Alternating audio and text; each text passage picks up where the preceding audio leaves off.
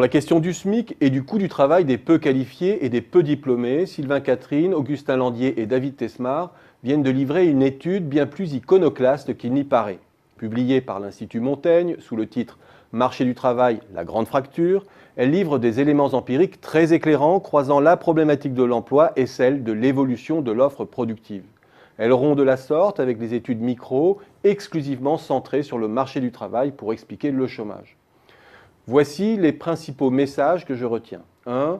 La France doit composer avec un stock de peu diplômés supérieur à la moyenne des pays développés, même si ce n'est plus vraiment le cas pour les cohortes les plus jeunes.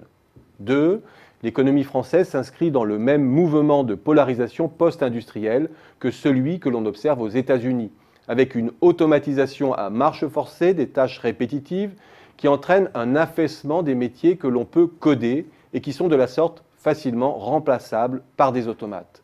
Cette automatisation fragilise notamment les emplois de qualification intermédiaire.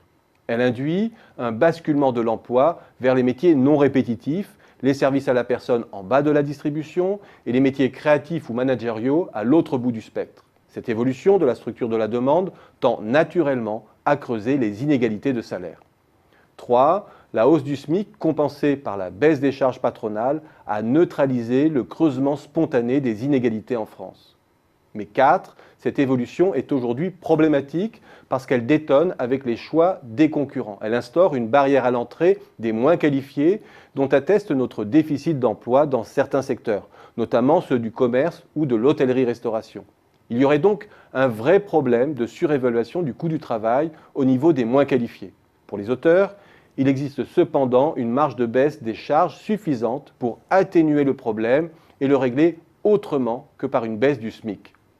Mais ce qui détonne par rapport aux expertises habituelles qui aboutissent à ce type de conclusion, c'est que, contrairement à ces dernières, la politique de baisse de charges aurait eu des effets collatéraux sur les plus hautes qualifications.